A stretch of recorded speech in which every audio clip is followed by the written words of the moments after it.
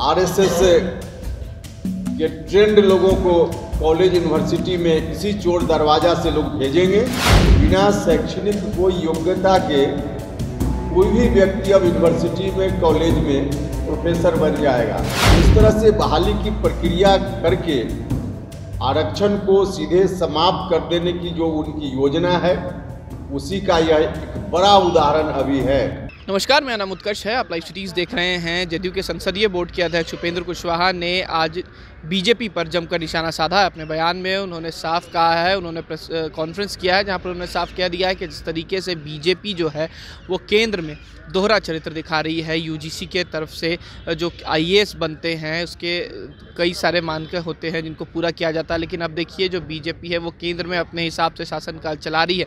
जिन्हें मन करे उन्हें अब बिना किसी डिग्री के आईएएस बना सकते हैं, अधिकारी बना सकते हैं। इतना ही नहीं, उन्होंने आरक्षण का भी जिक्र किया है। आरक्षण में साफ उन्होंने कहा है कि जितने भी सेंट्रल यूनिवर्सिटीज़ हैं वहाँ पर ना तो जो आरक्षण की मानकें हैं उसे सरकार पूरा कर रही है, और झूठ कहती है कि जो निकाय चुनाव को लेकर के आरक्षण नीतीश कुमार ने खत्म किया। क्या कुछ कह रहे हैं उपेंद्र कुशवाहा, पहले आप सुने। इधर हाल के दिनों में भारतीय जनता पार्टी की ओर से जबरदस्त दावा हो रहा है कि अति पिछड़ा समाज के बहुत बड़े हितैषी हैं बीजेपी के लोग। आरक्षण की वकालत बहुत जोर जोर से कर रहे हैं।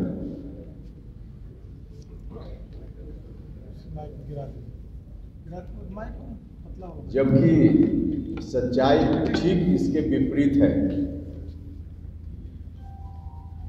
लगातार भारत सरकार की ओर से आरक्षण विरोधी, पिछड़ा विरोधी, दलित विरोधी, अति पिछड़ा विरोधी निर्णय होते रहे हैं और आज भी हो रहे हैं। अभी कुछ दिन पहले एक डिसीजन हुआ, उस डिसीजन से पहले दो साल पहले एक और निर्णय हुआ, जिस निर्णय के बारे में सब लोगों को जानकारी है। भारत सरकार के बड़े अधिकारी के रूप में लोक सेवा आयोग से आईएएस लोगों की बहाली होती है। उसके अतिरिक्त भारत सरकार ने एक निर्णय लिया कि बिना योग्यता की कोई जांच किए हुए, बिना कोई प्रतियोगिता परीक्षा किए हुए कुछ लोगों को सीधे भारत सरकार में अधिकारी बनाया जाएगा, और लगभग 40 लोगों को अधिकारी बनाया गया, जिसको लेटरल बहाली की संज्ञा दी गई। जितने लोग बहाल हुए हैं उसमें एक भी पिछड़ा या दलित समाज का नहीं। खैर यह तो पुरानी बात होगी। अभी हाल में निर्णय हुआ, यूजीसी जो यूनिवर्सिटी और कॉलेज को देखने वाली संस्था है भारत सरकार की, कैसे टीचर्स की बहाली हो, बाकी और भी रूल्स रेगुलेशंस यूनिवर्सिटीज़ के लिए, कॉलेज के लिए क्या हो, इसको बनाने का काम, देखने का काम यूजीसी करता है। यूजीसी ने एक निर्णय लिया, जो यूनिवर्सिटीज में, कॉलेजेज में असिस्टेंट प्रोफेसर, प्रोफेसर या एसोसिएट प्रोफेसर की बहाली होती है, जो बहाली की प्रक्रिया निर्धारित है उससे अलग प्रोफेसर ऑफ प्रैक्टिस, इस नाम से प्रोफेसर की बहाली होगी, ऐसा निर्णय यूजीसी ने लिया। और इसमें बहाली के लिए कोई क्वालिफिकेशन नहीं है। सुनकर आश्चर्य होगा, कॉलेज में किसी को टीचर बनना है तो एमए पास हो, पीएचडी हो, नेट हो, इत्यादि इत्यादि नियम है। लेकिन यह जो बहाली की बात नए तरीके से की जा रही है यूजीसी की ओर से, उसमें कोई एजुकेशनल क्वालिफिकेशन की जरूरत नहीं है। बिना शैक्षणिक कोई योग्यता के कोई भी व्यक्ति अब यूनिवर्सिटी में, कॉलेज में प्रोफेसर बन जाएगा, और इस तरह से प्रोफेसर बनेगा। कोई प्रतियोगिता जांच की विधिवत प्रक्रिया भी नहीं, 2-3 लोगों की कमेटी होगी, लोग नॉमिनेशन देंगे और वही 2-3 लोग मिलकर सेलेक्ट कर लेंगे कि यह व्यक्ति यूनिवर्सिटी में प्रोफेसर ऑफ प्रैक्टिस हो गया, मतलब प्रोफेसर बन गया। और इनकी संख्या जो टोटल पोस्ट है उसके 10% तक इनकी संख्या हो सकती है। मतलब 10% लोग इस तरीके से बहाल होंगे। सीधे तौर पे यह पिछले दरवाजा से बहाली की कोशिश है, जिसमें कोई शैक्षणिक योग्यता की जरूरत नहीं। अब इस तरह से बहाली होगी, उसमें स्वाभाविक रूप से कोई रिजर्वेशन का मामला नहीं होगा। जो लेटरल एंट्री हुई बड़े अधिकारियों के लिए, जिसकी चर्चा मैंने प्रारंभ में की, उसमें कोई दलित नहीं, कोई ओबीसी नहीं, अति पिछड़ा नहीं। तो इस तरह से कॉलेज टीचर की भी बहाली होगी, तो उसमें भी स्वाभाविक रूप से यह बात स्पष्ट है कि कोई दलित, अति पिछड़ा की बहाली तो नहीं ही होगी। एक आध कभी अपवाद में भले कोई आ जाए। तो इस तरह से बहाली की प्रक्रिया करके आरक्षण को सीधे समाप्त कर देने की जो उनकी योजना है, उसी का यह एक बड़ा उदाहरण अभी है।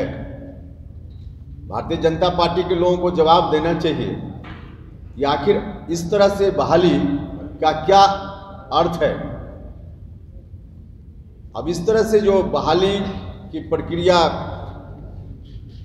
की अधिसूचना जारी हुई है, इससे तो स्पष्ट है कि भारतीय जनता पार्टी को कोई दलित, पिछड़ा, अति पिछड़ा से कुछ भी नहीं लेना देना है। यह बिल्कुल साफ है। और इस तरह से बहाली की जब प्रक्रिया बनी है, तो अपने चहेते को लोग बहाल करेंगे। आरएसएस के ट्रेंड लोगों को कॉलेज, यूनिवर्सिटी में इसी चोर दरवाजा से लोग भेजेंगे। यह साफ है, स्पष्ट है, इसमें समझने में कोई कठिनाई नहीं।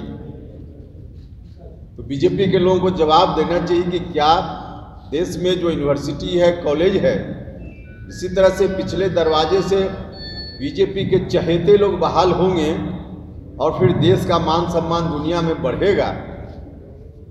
क्या होगा, इसका जवाब देना चाहिए। देखिए, बहुत किसी खास विषय में बड़ी विद्वता अगर किसी व्यक्ति में अनुभव के आधार पर आ गई हो, तो एकाध अपवाद के रूप में पहले भी इस तरह का नॉमिनेशन हुआ है, उसकी एक प्रक्रिया पहले रही है।